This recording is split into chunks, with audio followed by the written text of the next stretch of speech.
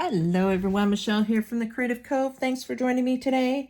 Today I thought we'd do a fun little sketch along. I've been in the mood to draw little plants. I guess spring has started to spring here. It's 3D. I think it's -3 degrees outside right now, so not really, but considering how cold winters can be here in Ontario, that's almost spring-like weather. It's supposed to warm up to +10 tomorrow. There's hardly any snow left, so when that kind of happens, I start getting in the mood to get sketching with some springy things. So I've been sketching some, I think they call it cow vetch, or there's a bunch of different names for it, but I really love this plant. It grows in the field. It climbs. It's got some beautiful purple flowers in the spring. Throughout the summer, actually, and they vary from like a deep purple to a light blue. I really love sketching this little plant, and I think it makes a really fun addition to a journal. So I thought we'd just do some doodling today. I was at the thrift shop again, and look what I scored. I got this beautiful watercolor pad for $5. Now, it's not super heavy. It's only 90 pounds, so it's pretty thin paper, but it's 25% cotton, so it's not a bad quality type paper. So I thought I would doodle on this because I might want to paint it later. We'll see. So let's do some doodling. And I'm going to periodically check just to make sure that I am actually in frame here. So what I like to do a lot of the time is just cut down my paper. So normally I would use scraps, but because I got such a good deal on that paper, I'm just going to go ahead and use a full sheet here. And I'm just going to cut myself a piece. Something that I want to add into my journal. So I've recently made this one. I was in the mood for something, a kind of like a romantic looking journal. So I want to start adding some things in here. So this is kind of how I work when I'm in the mood to sketch. I just kind of figure out what size I want to make it, and then I'll just chop that paper down. Let's see if I can get it straight here. That always helps. So there we go. So I know it's going to fit in my journal on most papers. And maybe I'll just cut two, see how productive we are. All right. And this is a disaster, but I don't want to replace it all the time because I'm such a messy crafter. I tend to make a mess everywhere I go all the time. So I just grabbed a ballpoint pen, nothing special, just it's got paint all over it. You can grab whatever you want, whatever you're comfortable with working with, whatever materials you might have. And then I just start doodling. So I want to do something kind of fun that goes around, say, I don't want to just go straight up and down. I want to give it a little bit of curvature. So I might give myself a little bit of an indication of where I want this to go. But I don't want to draw the full line because I might have a piece of flowering leaves or something that go in the front of the main stem. So these little vetch plants have these really thin little segments, and then they just have these simple little leaves that when it's kind of cool out, they fold in half. And I just think they're so pretty. I just love them. So you can see how light I'm going right now. Just kind of feeling my way out where I want these little tiny petals, leaves to sit. And then I will decide how dark I want to make them based on the rest of the drawing. So I'm going to put, it's kind of hard to draw and talk at the same time. It's Monday morning, my brain. So now I'm going to do maybe a little bit of the flower. So I'm going to push a little harder so you guys can see. I'm not putting in tons of detail, just putting the indication of the overall shape of these flowers. They almost look like, what's that? Peas, you know, like the wild peas that grow. They come in all different colors. They have these very round, curved edges. And I really like the delicacy of these flowers. And this stuff's hard to kill. I think a lot of farmers don't love this stuff. It chokes things out. But if you're like me and you're walking down the fields and you see this lovely blue purple color in this wildflower, you can really appreciate its beauty. And I think this stuff grows pretty much everywhere, all over the world, from Europe to America and South America and all those places. It likes rain and it likes moisture. So if you're in a dry climate, I don't know if it's prolific there or not. You guys tell me, depending where you're watching from. So now I'm going to give this leaves a little bit of texture. So when I'm sketching, I'm always relaxed. I don't want to stress myself out. These are just little sketches. This is not a masterpiece of huge artwork where every little bit of the sketch matters. I do sketches like that, but this is just a calm, loose approach to sketching. I call them quickie sketches because the idea is just to relax and capture the form of things and have fun with it, you know? Don't stress about it being a successful sketch every time. I throw many of my sketches in the trash bin, or they'll go in my recycle pile because I'm not happy with them. But every time I pick up the pen, I'm learning something about how to draw and how I draw. I get a lot of comments of, oh, mine doesn't look like yours, or I can't do exactly what you're doing. And that's okay, because if you look at different artists, you'll see very few artists are similar. We all have our own way of doing things and our own end results. So try not to make it look like mine, but make it look like the actual plant is your goal. Not to stress over, oh, I follow this tutorial, but mine doesn't look anything like hers. Well, that to me is kind of a good thing. As long as you're trying to capture the form of the plant and in the end result you're content with how the plant looks, then that's a success. So we get hung up on comparisons and trying to make ours look like other people's. I do the same thing, especially when I'm painting my acrylic paints. I think, oh, that artist is way better than me. I wish I could paint like her or him. But I never will, because I paint my own way. And I have to remind myself of that a lot, because we're our own worst critics. We're always hard on ourselves. So I'm just giving it these little stringy, I'm sure they have a name, and these are the parts that cling on to things and as the plant grows up, either another plant or it grows up a fence line. They're very sticky and they've got a little bit of hair on them. They're really cool. So I'm going to do another leaf here. So this one's cutting across. That's why I didn't want to draw this stem right through, because you wouldn't see this stem. So I shouldn't have drawn that right there because it cuts in the way here, but we'll fake it. Maybe go a little bit darker here and draw that out. So those are the things you want to consider too when you're sketching, is what's going in front, what's going behind. And sometimes you have to kind of establish that in your head first so that it doesn't compete and force you to go in a different direction. You got to kind of figure out, okay, if I draw this main line, then all my stems are coming off the side or behind only. Nothing can go in front. I hope that makes sense. Sometimes I talk and I don't even really know what I'm talking about.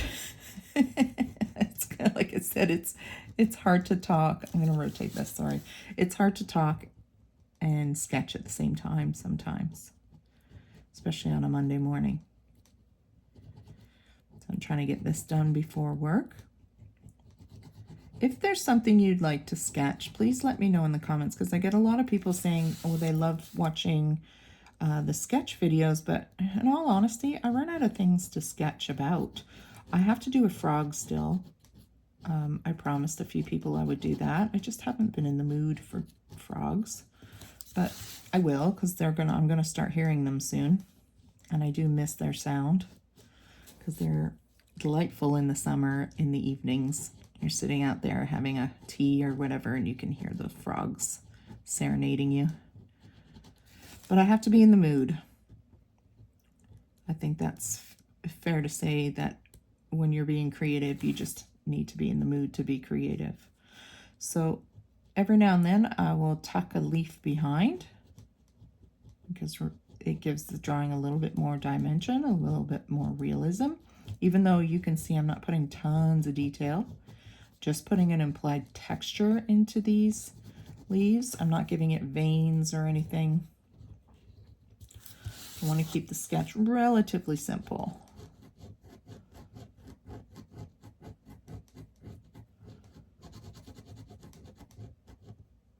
You can have fun with pencil crayon here and do anything you want. So I'm going to continue that main vine, down now. And I'm going to attach this one. So it's curved, but it comes from the main stem here. And we'll just put this guy here. Okay, so we've attached them.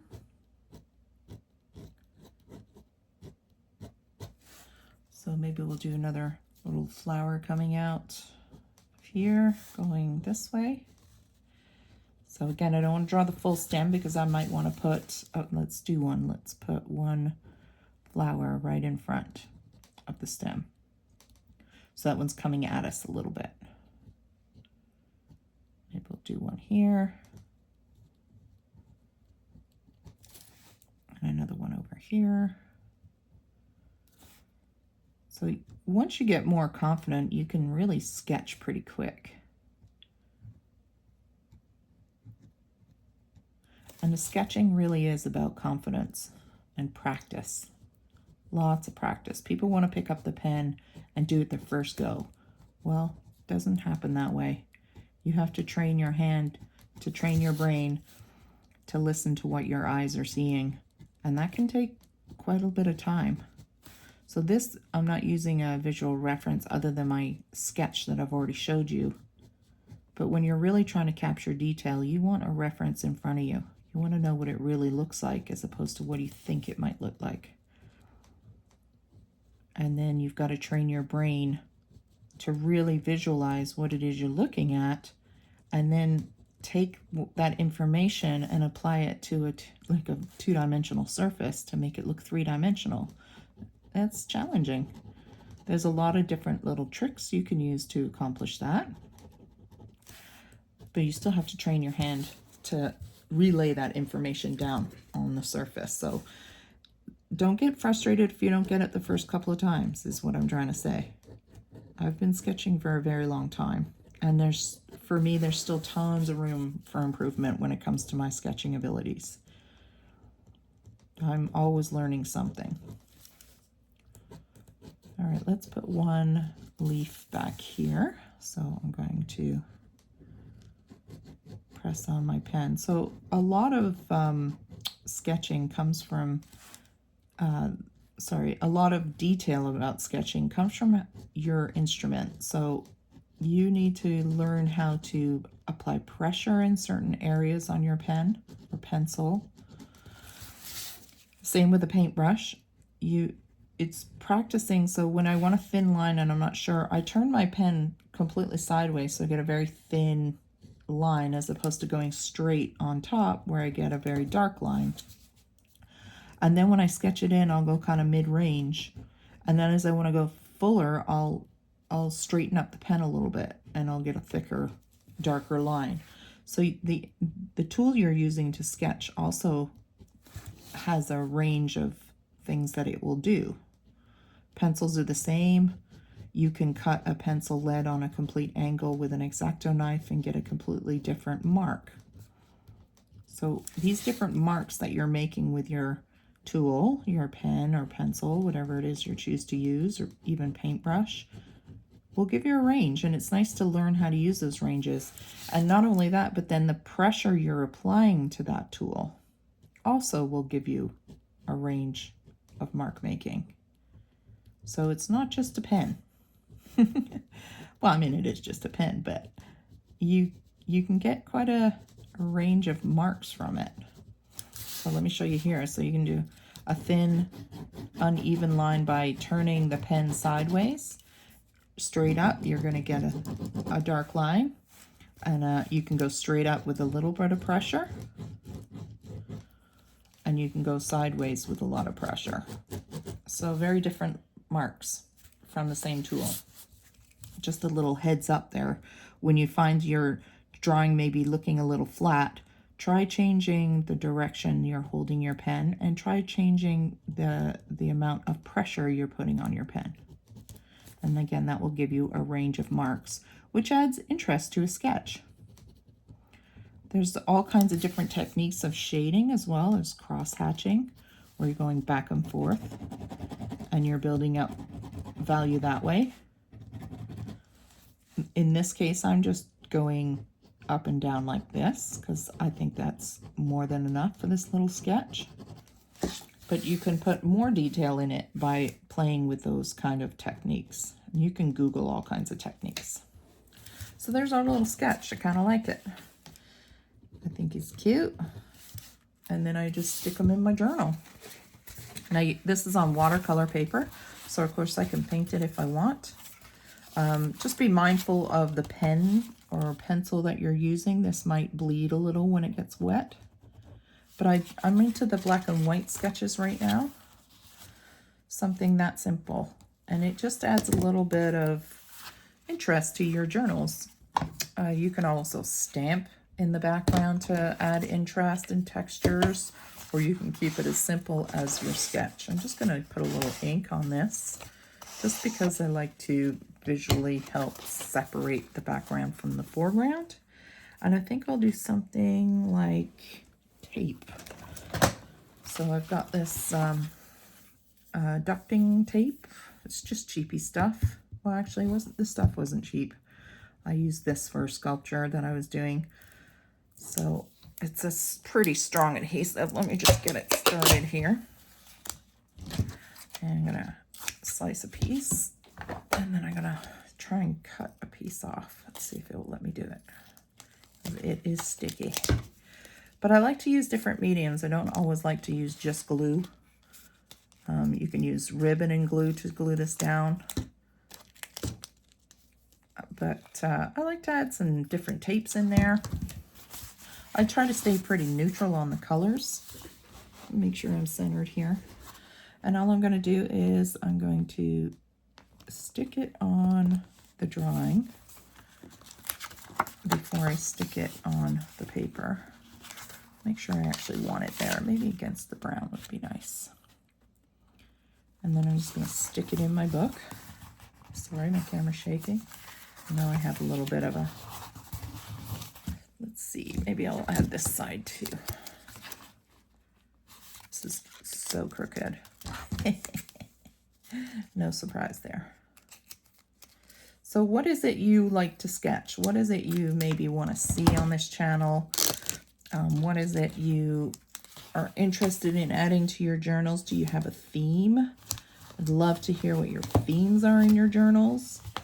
Maybe we can do some sketching just to add another element to your overall journal. You don't have to just use decorative paper. You can add simple little things like this, and now you have a journaling space here. So that's today's little video. Very quick and simple. Again, just playing with sketching. Practice your pencil and pen marks. So here you can see because I was putting a little bit more detail in here, I was going out a little bit more on the sketch lines as opposed to the straight back and forth. So a little bit more detail on this and a little less, but just as effective. So really, really have fun with your sketches. All right, guys, I hope you enjoyed that. If so, give me a thumbs up. And again, please leave comments on what it is you would like to see in the sketching element of this channel. Have a great day. Bye.